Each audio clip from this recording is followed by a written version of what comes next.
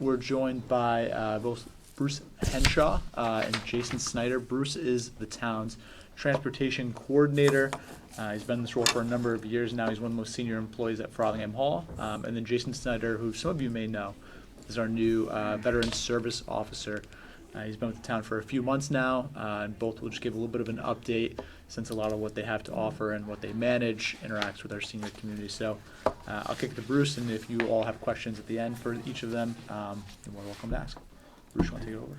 All right, thank you everyone. Thank you for having me here today. I'm just here to give some updates about transportation. We've been doing really well. At the beginning of this year, we did add on a full-time driver. Her name is Melinda. She's fitting in really well around here. Also this year, we had 2 of our part-time drivers that no longer work with us, so we had a little bit setback there, but we're still doing good. Like as far as our numbers go, from last year we had just over 3,000 rides for the year. This year we're already at almost 3,300 with 2 months left to go. Wow. So we're doing a little bit better this year, even with a little setback. So we're doing really good with that. Now, even when we were without a full-time driver, the part-time drivers stepped up and helped us out immensely with all of our rides to keep our ridership up. And now, one thing we were able to do was secure a federal grant for GPS tracking on the vehicles. That is more for a live dispatch system. That way we can help more people with knowing where their drivers are while they're on the road. So it does increase the turnaround times. And we've also been working with the House of Possibilities here in Easton. We've been helping some of their clients get used to public transportation, so they've been using our buses to go from the House of Possibilities to work. So they've been doing very well with that. Bruce, And, I yes. don't know about that place. What is that? Is that a It center? is a day facility for people with disabilities. So they go there during the day, and then I guess it's like a school, but then they can also go to work from there. So like we have one girl that works down at Roach Brothers. We give her a ride just so she gets used to Nice. public transportation. And where is it? It's on 138 Washington Street, down by Stonehill. Oh, is that the Yorkie It's building? just past Yes, it the lights there Yeah. Yes. on the left. Is it I always adults? wondered what that Yes. place was. They Yeah. are adults, yes. It's for Oh, good. adults who have intellectual disabilities. They do have a little bit of programming for children. They have a respite program on the weekends where children can come so the parents can get a break and they stay overnight. I think they've expanded the respite program to adults on certain weekends. And my understanding is they have a capital campaign underway and they're wanting to expand the facility to 3 times the size. And there's a great need for programming for intellectually impaired adults. After individuals turn 22, they're no longer covered under any programming for the public schools, and for many families, there's really nothing. Right. So it's much needed. We need Thank to you. I schedule didn't you know for a that. presentation. Yeah. How'd you know all that? I did some work with them for a while, You did. yeah. And they're, it's a really wonderful organization. And where did the funding come from? At the So beginning, what was I that did, I was state? working, helping to write grants. Grants. So there's a very robust grant program, and then there are philanthropic donors. The Yawkey Foundation certainly is one of their biggest contributors. Thank you. That's good to know. Yeah, Yes. and they Special also, needs teacher. DSS, a lot of, there may be, most of the people, the Department of, maybe it's DDS, Department of Disability Services, most of the folks are part of DDS, which is, I think it's federally funded, maybe state funded, and so they contribute to sort of like tuition for those individuals. Got it. I'm sorry. Oh, no, that's okay. No, that's okay. No, it is a very good program to help them acclimate to life, and public transportation is a big part of it for a lot of them, so we help them with that. If anyone's interested, they are always looking for volunteers to do all kinds of things. I might look into that. Yeah, Is there any type of housing involved with any of this? Or? not right now. Okay. It's primarily a day program. That's right, you said a day. Right, and there's all different kinds of programs within programs. You know, there's a big initiative to get people into the community. If any of you go to the Y, you often see folks from, do you drive to the Y? Yes. Yeah, you do. Yeah. You often see people, folks from Hope at Y, at the Y. Yeah, I've seen even at the Stoughton Y, they have jobs, so they're walking around cleaning the equipment with supervision. So. That's great. Yeah. Thank you. So yeah, no, with transportation, helping them, we reach out to the whole community as well. We've actually started doing more trips within the community using our shuttle vans.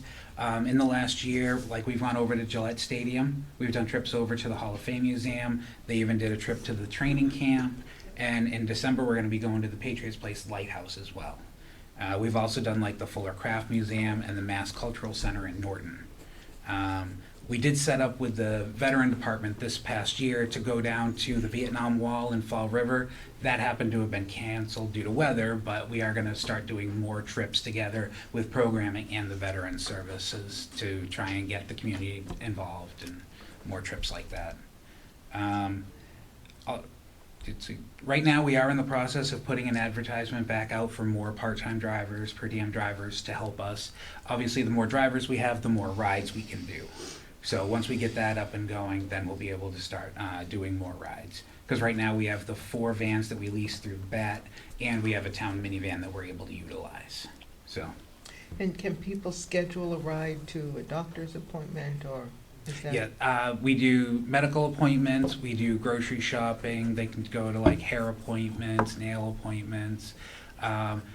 We generally try to stay like within Easton and the towns that border us, but we have started expanding a little bit beyond that. Like if people have to go over to Brigham and Women's in Foxborough, as long as we have enough notice, we can usually get them on the bus as well to get them to those appointments. So we have started expanding. Have our you gone boundaries. over as far as the Brockton Hospital? We do go over to You Brockton do? Hospital, yes, we do. Yeah, Quincy Street, Quincy Ave, we're over there quite a bit, actually, so, That's a long ways. yeah. That one's not too bad. Foxborough's a little bit further, but Is it? that's why we've been expanding there, so, That's great. yeah. So, any questions, or? Did you help out with voting? Yes, actually, we did. We had 4 of our residents that reached out for going on election day, but we had 3 that did it with early voting that we brought them down to town hall. Okay, So, good. yes. Thank you. Thank you very much Thank for you. having me here. Thank you. Bruce. And I will turn this over to our Veteran Service Officer, Jason Snyder. Thank you very much. Okay, thank you, Bruce. Keep up the good work, Bruce. And Thank you. just to clarify, the acronym HOPE stands for House of Possibilities. Oh, Okay. It's called HOPE, but if you look it up, you may need to look up House of Possibilities. okay. Good morning. Good morning. How are you? It's my first COA meeting, so, Awesome, welcome. so my name is Jason Snyder. I'm the Veteran Service Officer here in town. I've been here for roughly a little over 5 months now. My background is coming from the VBA, Veterans Benefit Association, Veterans Health Association. So I've come out of Brockton, worked pretty much through every single department. Where my end game was to become a veteran service officer. So I put myself in strategic clinics and stuff that I knew that was gonna benefit me after I leave the VA. I was gonna do the full 20 there, I did 15. Then this job had posted. These jobs usually are split between 2 and 3 towns, and it's very unique for one town to have just a VSO, full-time. So that's why I made the move on it. It came up a little bit early.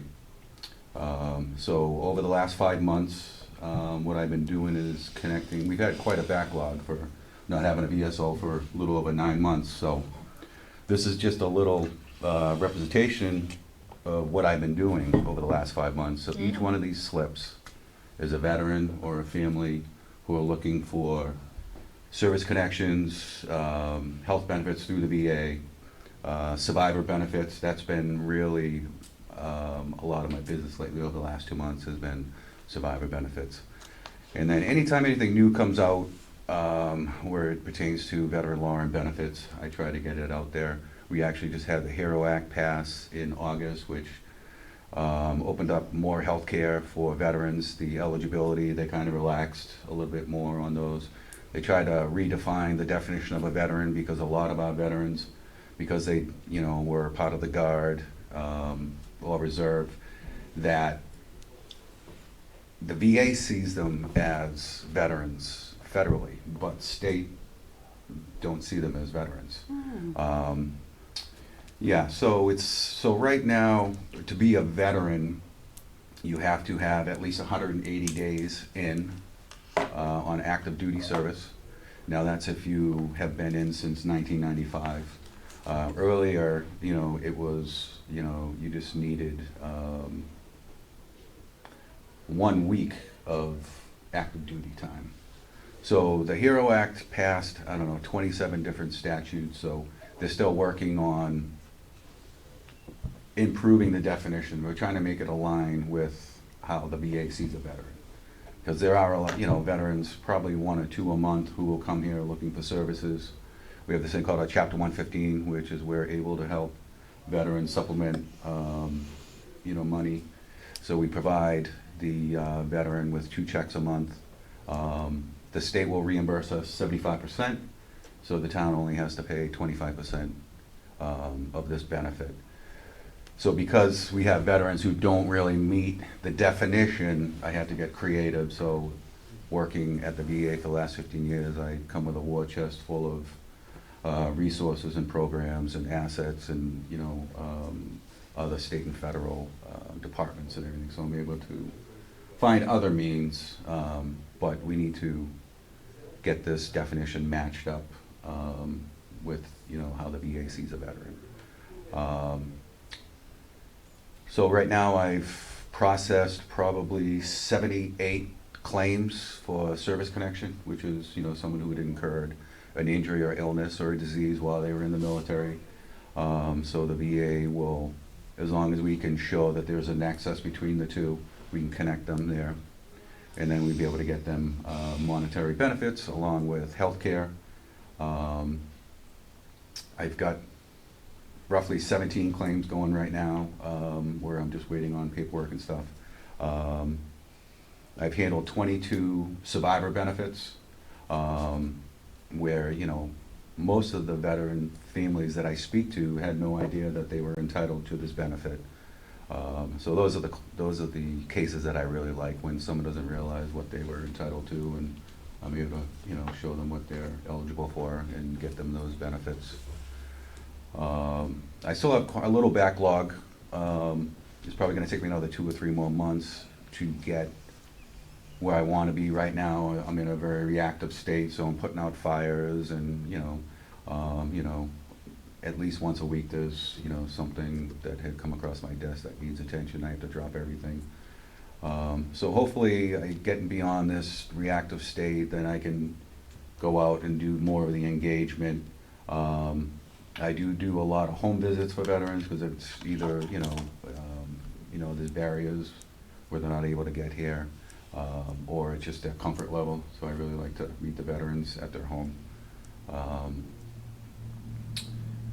I plan all of the veteran holidays and ceremonies here in town. That's probably the only thing that I didn't really have experience in, was that part, that piece. So I got the Veterans Day Parade coming up on Monday.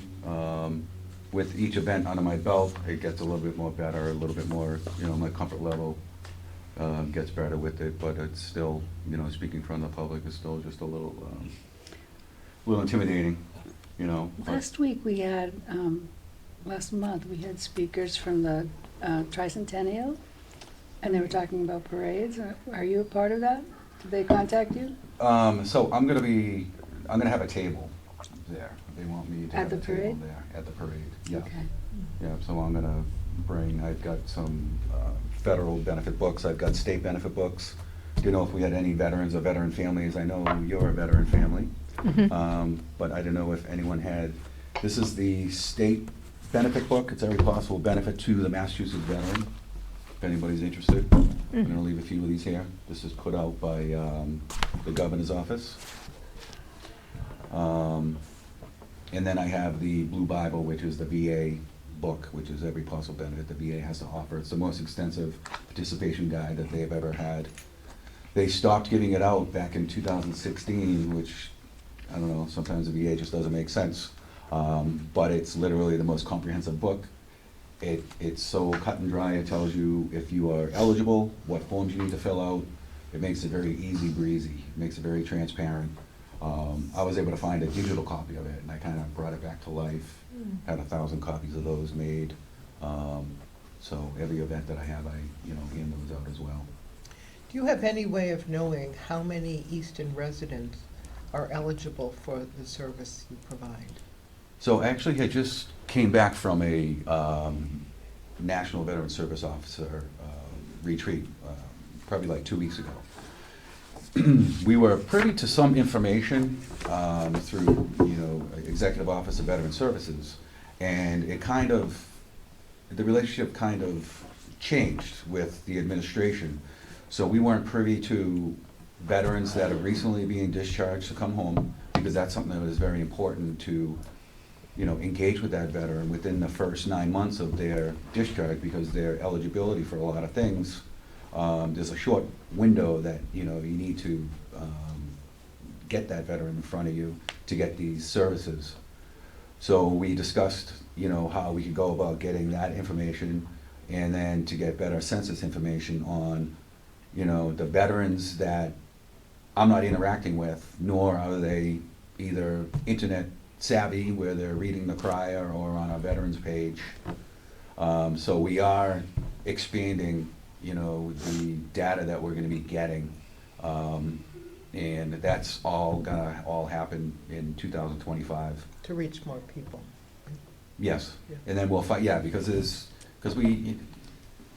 the last census we had, it was 1,303 veterans, 1,625 female veterans, but those are figures going back from 2022. And did those include family members, or no, just the member themselves? Yeah, no, so the surviving spouses, there's not a way to capture that. I actually come across 2 families where each of them had sons that had passed, killed in action, back in the 1970s, and they had no idea that they were entitled to survivor benefits.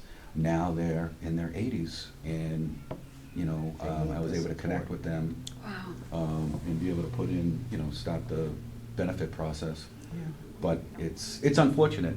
It's unfortunate because, one of the families lived from paycheck to paycheck, very hard life, and it's just a shame that, how do you capture, these veterans that, we don't engage with and, on out in these events.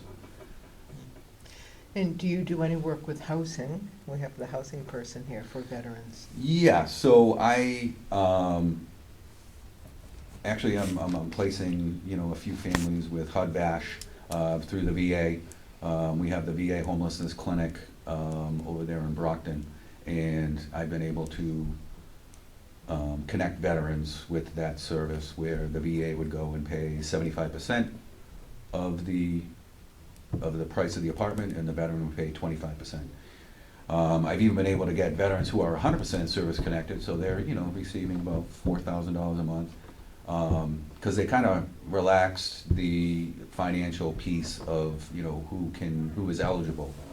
So with that change, I've been able to actually help out some veterans where the VA will take care of 3/4 of their rent.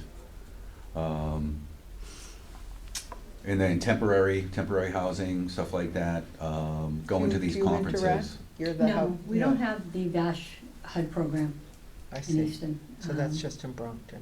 No. So it's a federal, There are Oh. different times. Yeah. Yeah, different towns have VASH, not all towns have VASH, like they have Section 8. It's the same funding process as a Section 8 voucher. We have the Section 8 program, we don't have the VASH program. We have elderly housing, which veterans get a preference. They just Mhm. changed the rules on that based on the HEROES Act. So now active service was 180, now it's 90 days for us. That you get veterans preference for senior housing. We only have 10 family units in The Easton, whole world. so that's a limited window for a younger So much. veteran family. But elder veterans always jump to the top of the list on any housing wait list. The state. Sounds like you Remember two that should, one. you should. I have to remember that one. Right. Sure, yeah. One other question, It's a are huge you the bureaucracy, person who huh? does the, like, isn't it around taxes or something, there's Shine, what Shine, yeah. Shine? Do you do, who does Shine? So it's That's through somebody Health else. and Community Services. It's not under Jason's purview. So those are volunteers that are under sort of the more community services side versus the programming side that I manage. Right now, they're working through open enrollment. They help with a variety of different health insurance needs. Insurance, right. Yeah. Yeah, we work hand in hand with them. It's amazing, the Shine work is what they do and what they're able to do. Truly. They're able to look at the insurances that you pay for, and they can find, this really doesn't make sense, you paying for Blue Cross Blue Shield, Sapphire. So they really find savings, and they really, get the most bang for, the residents' buck. But if I've never you, had experience with Shine before until coming to this position. if you've got a medical problems and it didn't happen in the service for a veteran, Right. you're not entitled to any of the benefits, though, are you? So it all, now, you would be looking at veterans pension program. So if something did not happen because of the service, Mhm. then if the family met the financial requirements, you'd be able to put in for a veteran's pension. So it all depends on your income. Right, yeah. It's definitely a Now, is it means-based. just his income or the combination of the two, the household The income? household, yes, Okay, yeah. all right. We have the SERV fund here in Easton, which is unique, where we're able to get veterans and their families and surviving spouses $1,400 a year. So, and there is, requirements here. So a single, family, a single veteran would be, the cap is, you can't make more than 54,000, and then 67,000 for a pair. You're able to apply for that every 12 months. We also have the Veterans Discretionary Fund where, at the veteran's discretion, they're able to come in and ask us, for help. So we're able to, write checks up to $500 to help veterans with car repairs, or, I actually just helped veterans whose their refrigerator just tanked. So we went and paid for the repair. So everything goes by income? Yes. A lot of it, Minus the state annuity, Massachusetts annuity, if you're 100% veteran, total and permanent. Oh, okay. That is not a means-based thing. Also with the HERO Act this year, we're getting ready to actually put out there, veterans who are, service-connected 100%, we're gonna be able to absorb their excise tax. So this is huge. So the way That's we're for the capturing car. that Mm. Yes, is, the car? yes, Yeah. yeah. Is So that even if the just- veteran can't just the drive, town if the car, Or statewide? this is gonna be this is statewide, this was through the HERO Act. So again, and with this one, the state picks up the whole entire responsibility of the payment. So instead of, the 75/25, they're picking up the whole thing, which is just amazing. Mm.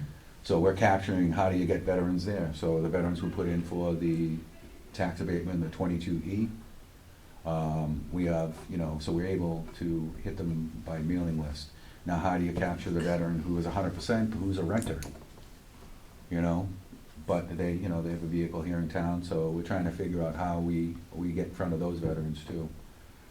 They're also gonna be expanding it to surviving spouses, hopefully, also. And then also if, even if the veteran can't drive, if the vehicle, the registration is in the veteran's name, we'd be able to, take care of the excise tax as well.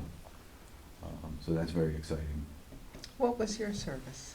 Army, I was an Army medic, 101st Airborne Air Assault, and then I became a flight medic, was there for a few years there, and then I was in an accident in a air show which ended my career in the military. So I was at Walter Reed for a year, learned how to walk and talk. I was in a coma for a little bit. So this is where my love and my passion for veterans are, is, you know, you find a veteran who has no hope, who doesn't think life can get any better, and, you know, here you are helping them. The Well, thank ones you on for the your streets. service. Thank you. Appreciate that. Jason, can I have one of those Yes, numbers? absolutely. Thank you. Anybody else? I don't think you gave me one. No? Can I have one, please? But if you did, I'll give it back to you. Oh, no, I have quite a All bit. right. You can just pass it on to another veteran or a family. I have a veteran friend that was a big shot, reserves. Mhm. He's not entitled to anything, and he was in the reserves for over 20 years. Wow. He's not entitled to one single thing, he said. You know, they're actually, so the HERO Act was addressing some of those. So I should maybe There have is. him get in touch with you then? So things are changing, Okay, and there are still a few things that are, you know, attached to the HERO Act that are still, you know, being worked through. okay. They're changing the language on some stuff.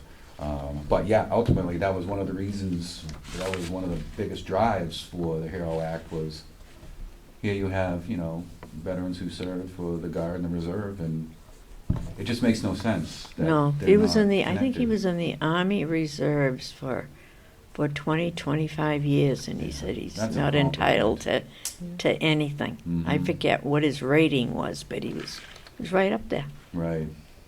Yeah, he would be eligible for health care as long as he met the you know, Okay. criteria. All right, I'll And get in then- touch with him and tell him to give you a call. Yeah. Is there in Easton? Regardless of their service connection, veterans are entitled to eyeglasses and hearing aids. Okay. Yeah.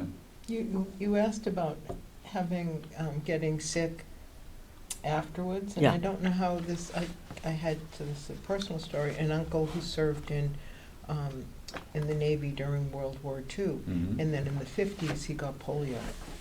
So it clearly wasn't Army-related. No. And then, and he was in an iron lung but then did better, but then he had post-polio syndrome, which people have, Mhm.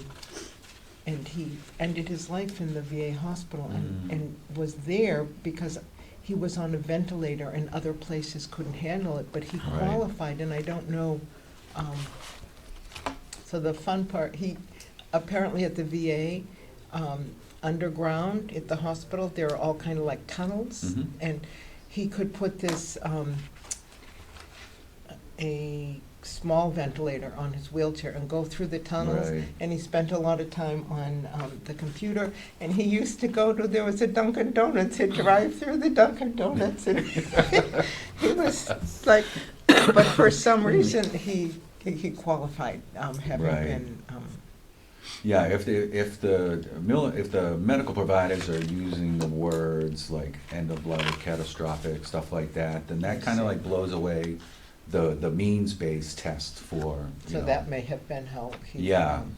And then the other thing is the environmental exposure piece. A lot of veterans don't realize the exposure, you know, environmentally, especially the Navy. The Navy was one of the worst. The anti-reflective radar paint that they used, the asbestos throughout the whole ship, the lead, Oh, the PFASs. I mean, it's my just. husband was in the It is. Navy and, on the and, you know, ships. it will manifest when you're in your 60s, 70s, 80s. Yeah. Yeah, so it's crazy. I tell every veteran to register with they call it the burn pit registry, but it's really the environmental exposure registry.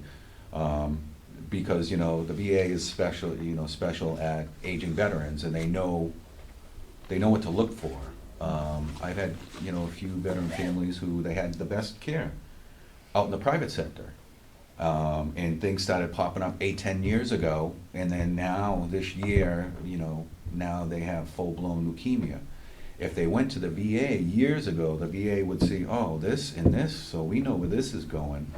So right now, my big drive is to get aging veterans to get into the VA system, because they are the specialists at aging veterans and environmental exposure. And there are some of those folks here in town.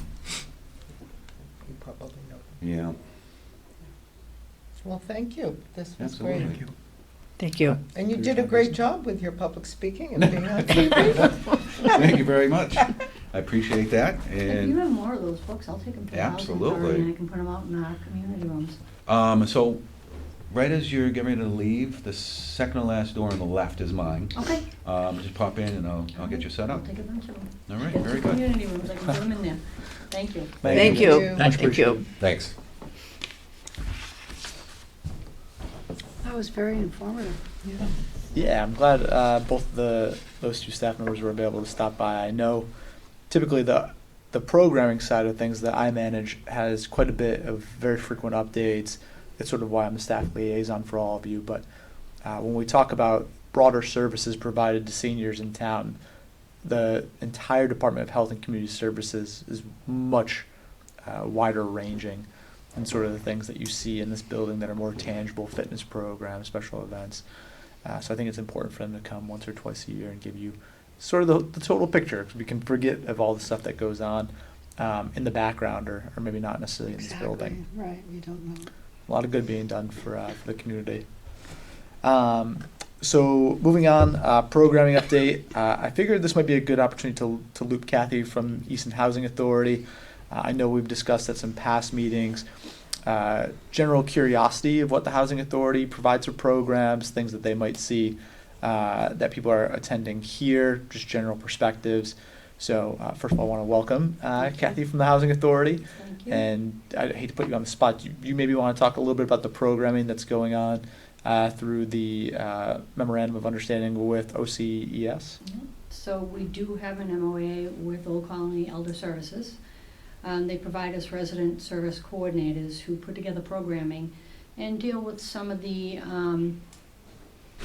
aging-related issues that we run into as housing authority professionals that we're not equipped or qualified to necessarily deal with. A lot of it is dementia that's starting, things of that nature. So they handle a lot of that.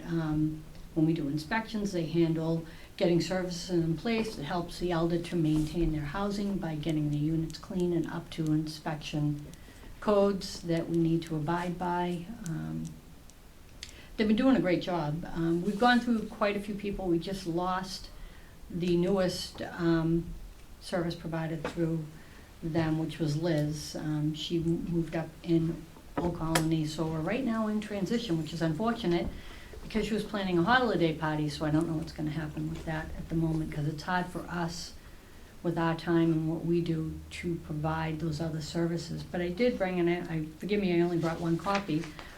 This was the calendar that they currently use through them, if you guys want to pass it around to see some of the services we have in place right now. I know in the past, the COA here has provided some services that haven't been as well received in our community rooms, I guess. But between Old Colony and this agency and whoever comes in, maybe we can offer some more things. Bingo is a great thing. Yeah. That's run by the residents though. We don't touch that. That's their holy grail, is the bingo, and that's on Wednesdays. Why have things not been well received? A lot of our residents don't necessarily want to mingle. They like to keep to themselves. It's, you have the residents who like getting out and socializing, and then there are others that, you know, they're either still working because they want to work, or they just don't want to be involved. You know, it's like any other type Are of there function. other social service agencies that interact with the folks in the housing? Not necessarily.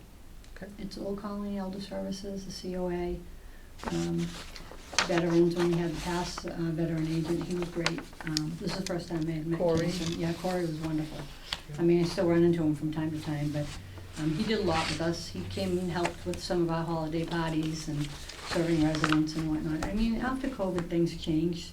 We used to try to run the holiday party ourselves, but there's a lot more reporting required of the housing authority itself that I don't have the time that I used to, because we can't use housing funds to do any of these events. Do you have an office somewhere? Is Yeah, it- it's a Pocket Terrace. Okay. The main building at Pocket Terrace is the office, where the Meals on Wheels site is. And how I got many, mine handed to me. how many units are there? There's Parker Terrace and Elise Yep, Circle. there's 184 elderly Nice, units. Yeah, I enjoyed it. Is it just elderly or also for disabled? Yes, 13.5% of the 184, which is roughly around 31 residents, must be under the age of 60. So It must- every year we revisit that to see where our quotas are. So if they turn 60? What did you just say? They Must age be out. under the age of 60? Under the age of If 60 and they're disabled. disabled. Oh, So what Yes. happens when they turn 60? Then they go to our elderly count. So then we have to start looking at our housing lists, and when a unit becomes available, house somebody under that age. So we'll stagger it. So when we know we've dropped below the quota, we'll stagger. We'll do a younger disabled, an elder, a younger disabled, an elder, So until we you'd get up never to the quota. kick someone out because they turned No. 60 Oh, or no. no? No. And we can't kick anybody out. That's only for a judge to do. Even in an eviction proceeding, only a judge can require somebody to be evicted based on the terms of a lease. We start a process and bring a court action, but it's gonna be pretty severe. We're not in the business of displacing people. And do folks pay a percentage of their Yes, income? 30% of their income, less deductions, whether it be medical and whatnot, so everybody pays a different amount. Includes your heat, your hot water, your electricity. So what happens if you have someone under 60 and a veteran applies at the same time, if they both get priority? It depends on how your list is pulled. If it's younger disabled veteran, they're gonna jump. You can be a young disabled veteran. Right. They're gonna trump But everybody. if it was a non-veteran, there was a veteran trying to get in The at the veteran same would get time. in first. Veteran first. Yes, What's your wait list? depends on what list you're applying for. Local Can I see veteran that right again? now could be about 2 years. Local, isn't everyone from Easton or no? Oh, no. Oh, You gee, I can thought, be housed in any community you want in the state. It's a state oh, I see. subsidized So housing. whatever comes up is where you get placed. Correct. So if you live in, name the community, if you live in. And we have no local on our list. The local will trump based on our list. When we pull, anybody that's local that's applied is gonna be on the top of the list. So even if you applied from Stoughton, let's say, and you applied 2 years ago, and then a local Easton resident applied on our list, they're gonna get that preference, so they're gonna jump that person. But someone from Worcester could hypothetically end Absolutely. up housed in. Springfield, wherever, yeah. Okay, I didn't know that. I I thought didn't know that. that either. I It's- thought it Yeah. was, It's no longer you don't handle the list, it's what, Champs? No, so we do handle it. Yeah, However, well- the state, years ago, started what was called CHAMP, Yeah. which is a centralized Massachusetts state waiting list. All housing authorities with state aid and public housing have to use that list. So it's one centralized list, but based on priorities and preferences as we put it in, Yeah, that's how our list gets pulled. So when we do a list pull, we'll do 50 to 75 people, that, for one unit. And we have to screen all those people before that top person gets that unit. How many people can be in each unit? By state sanitary code, 2. and if your name comes up, you could land anywhere in the state? Is that? Yeah, technically you could, yeah. well, I know when I filled out mine, I specified I wanted to stay in Easton, You did? because I was on different boards and stuff, and I grew up here, what the heck? I lucked out, I guess. Well, do you only apply for Easton? Yes, Yeah, you have that option when you put Yeah. in the application. You can check, a lot of people, is one button. You hit Yeah. it, you check every town in the state. How long did you wait, Matt? I was not even a year and a half. Mhm. Really? Okay. It's Well, tough to say. Yeah, I thought, I looked at it, my landlady was very upset when I got it, because she liked me as a tenant. We were very happy. Yeah. Like, it's a lot easier for me to drop off the vegetables now. All the flowers. Bribery. And, but, I put in for it, I looked ahead, I'm looking at it, I'm paying dirt cheap rent here, where I was living, and she was getting older, I'm sitting there going, anything happens to her, and her kids get a hold of this building, either the rent is gonna get jacked up, or they're gonna kick me out because they sold the building. So I looked at it ahead of time and I said, well, I'll put in for it. That was And smart. That was it smart. worked out for me. Yeah, that was So, good. I mean, I have friends that I told, put in now. Mhm. Oh, I'm gonna wait until I see what you get for an apartment, what it looks like. They're all a Okay, little so different. So she Yeah. waited, and now, she didn't apply until February, and now she's screwed, Mhm. to put it plainly, and it just, I mean, I lucked out, I got a full kitchen. A lot of the apartments only have the little, what do they call it? Kitchenette. Kitchen. Yeah, and I mean, I got a little balcony out back. Yeah. Granted, I overlooked the old dump, but it's all trees now, so who It's all cares? trees, there's no Yeah. dump there anymore. No, the But- dump was, everybody says that's a dump. The dump was it was farther back than that. Oh, I realize Yeah. that, but I mean, yeah, 'cause I used to go there. Yeah, I Does didn't know they everyone- had Yeah. balconies. Does every town Yeah. have Not all of this them. kind of? there are 241 of them in the state of Massachusetts. Not all, Weston, Dover do not have them.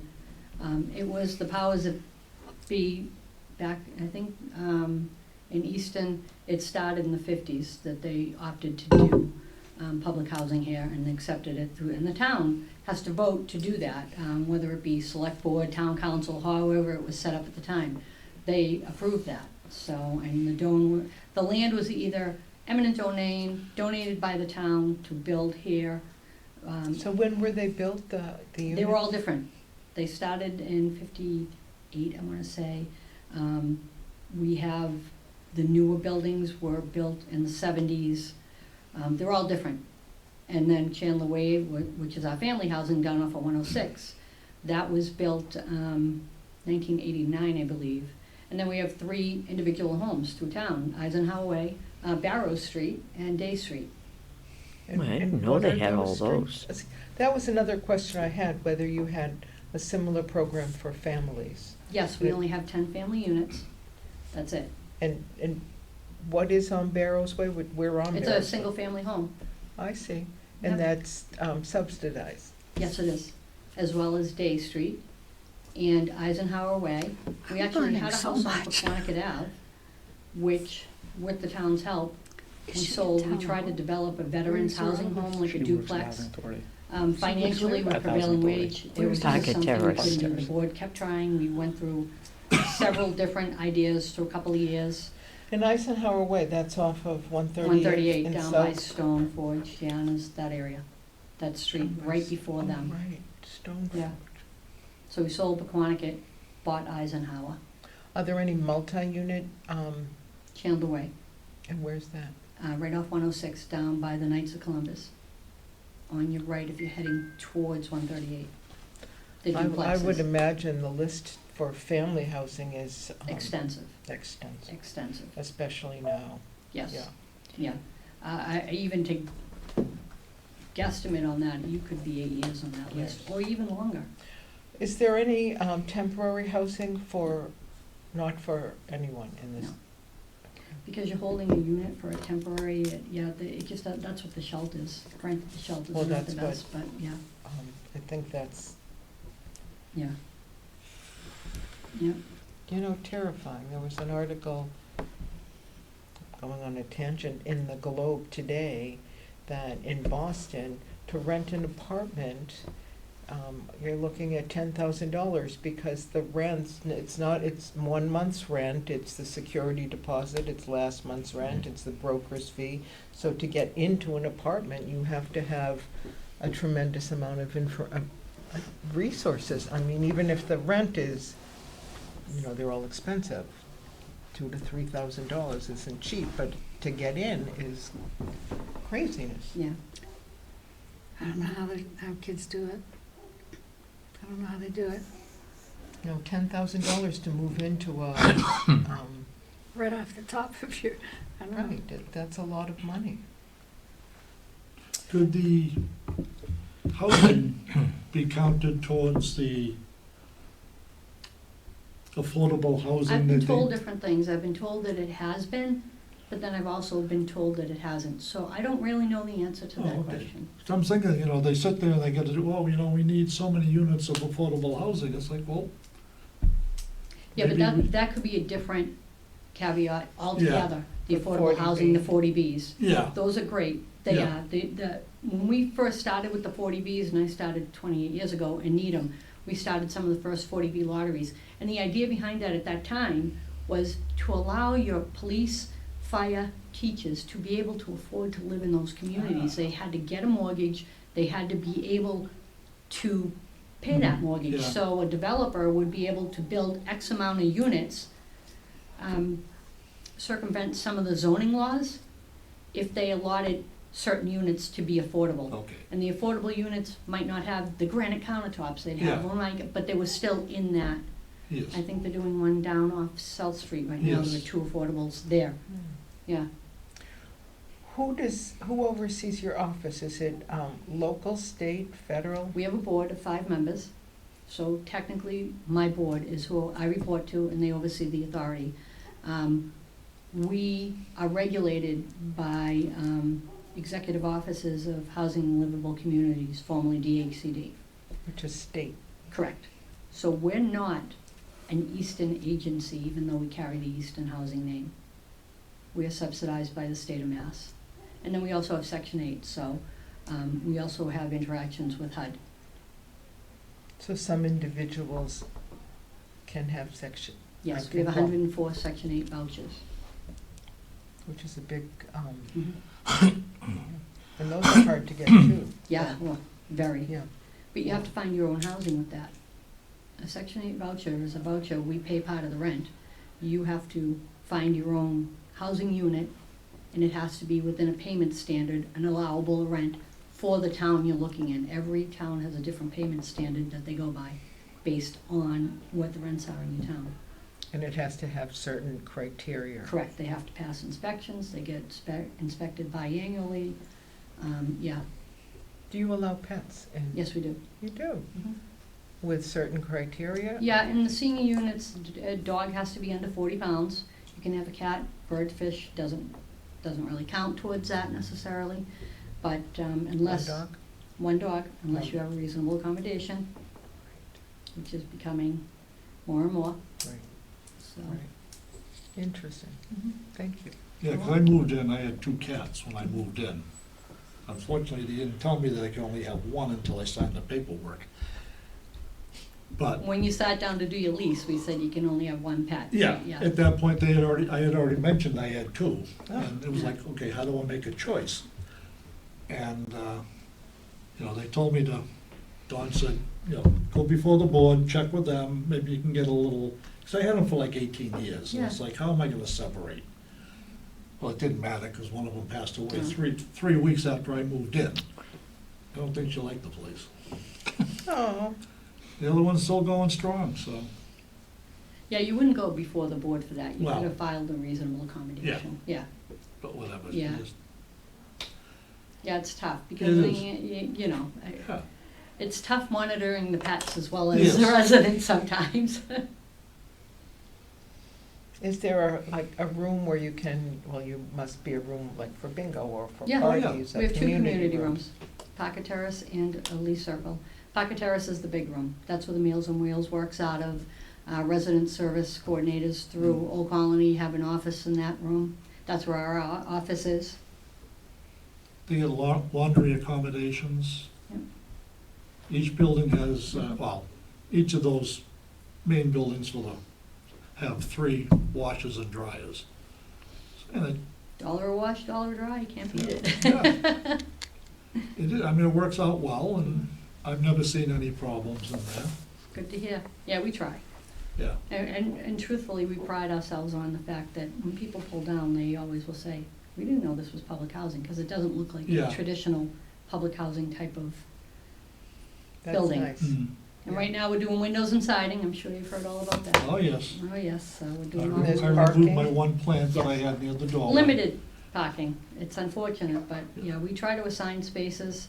There are some people that have to park in the visitor lot because there aren't enough spaces for the units that we have. Then I have to ask a question. Yeah. They designed it, 8 units per building, 7 parking spaces. Who came up with that idea?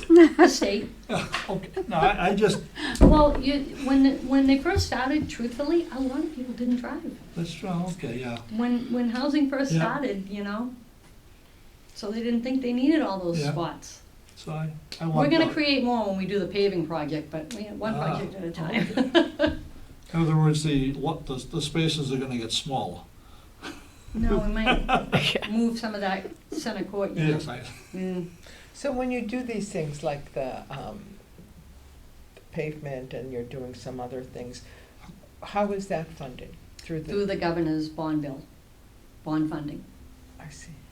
And do you And- have to apply for that? No, the department, EOHLC, manages all that, if you will.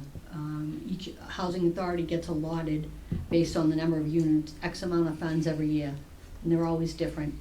And we have to put into place 5-year capital planning projects, and of course, when you planned it in year 1, by year 5, it's exponentially more expensive. So, but there are a lot of energy programs, for instance, the windows.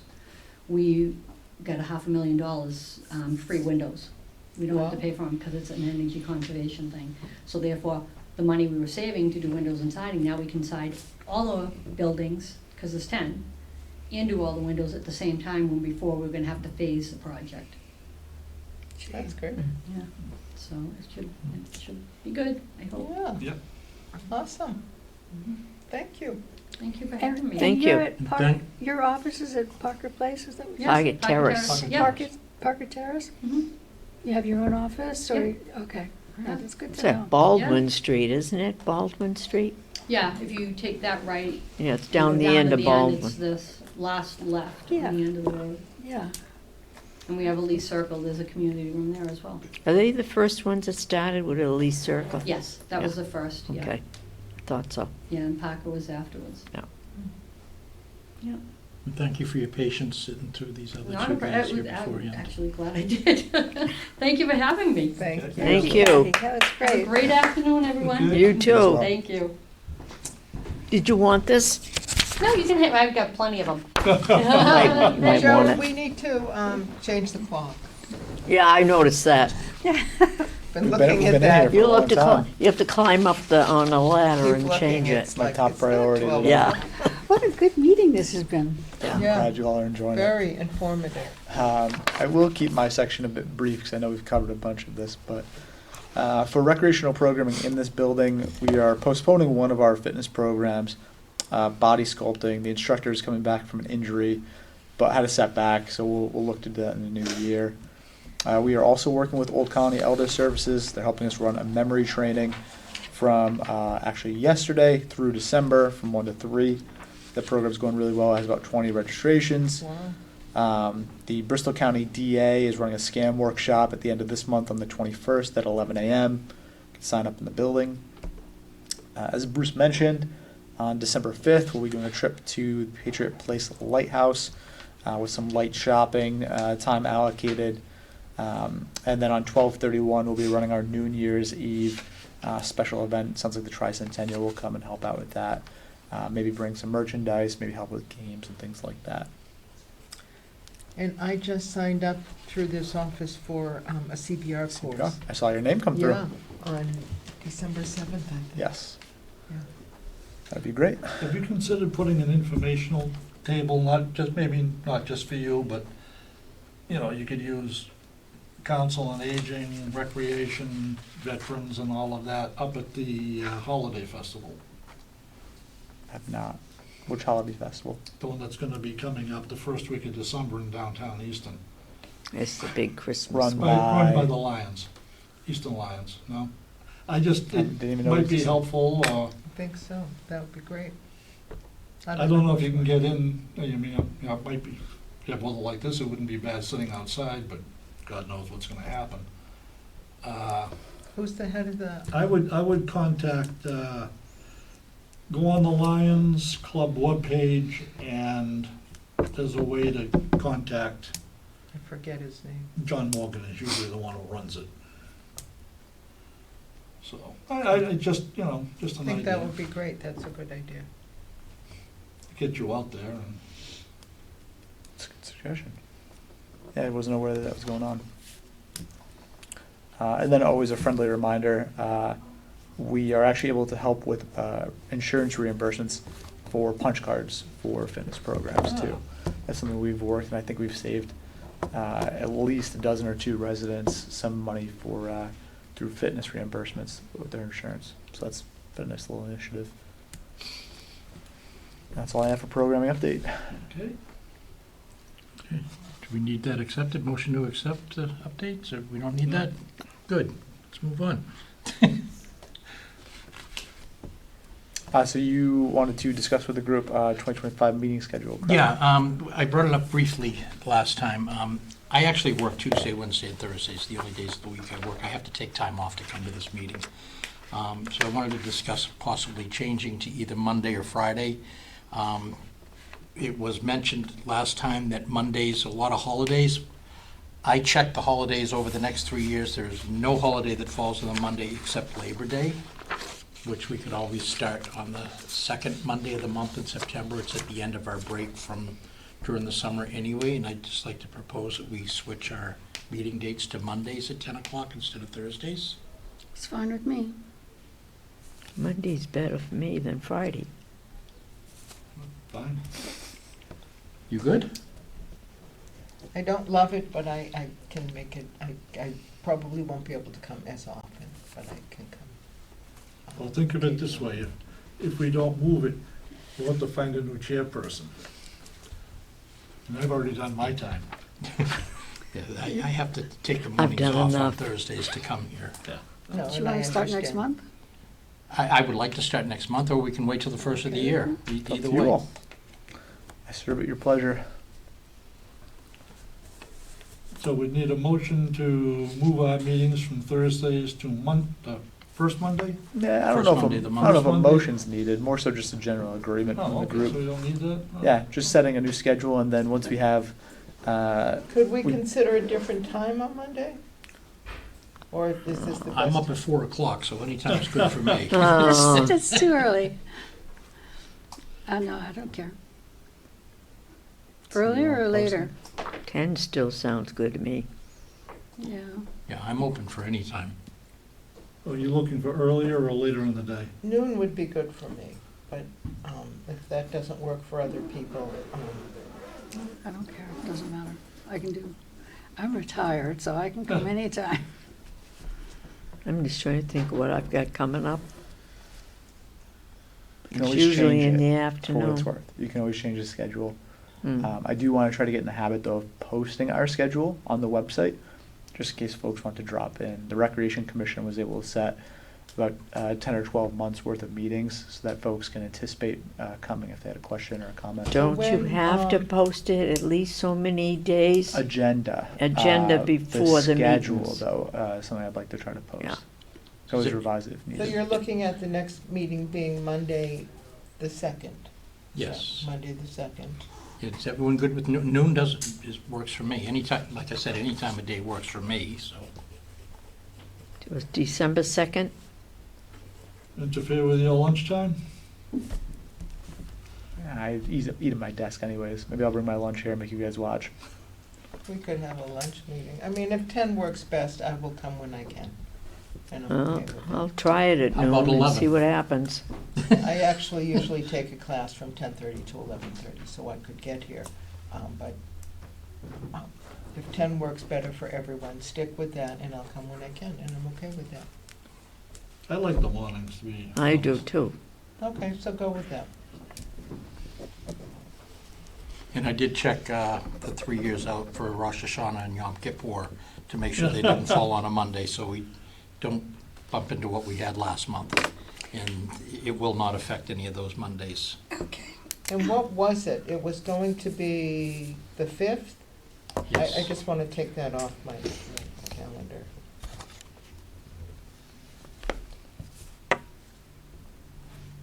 Okay, Thank you. okay. New business or old business? I think we have to accept minutes next, and then we go into notes. We have a motion to accept the minutes. So moved. Second? Second? All in favor? Aye. I have no staff notes, actually. Something fell off of my plate, so nothing to update the group on. Go to member notes. I want to see, and when would that be? In January would be the 6th? Yeah, the 6th would be the first Monday. And I will be away.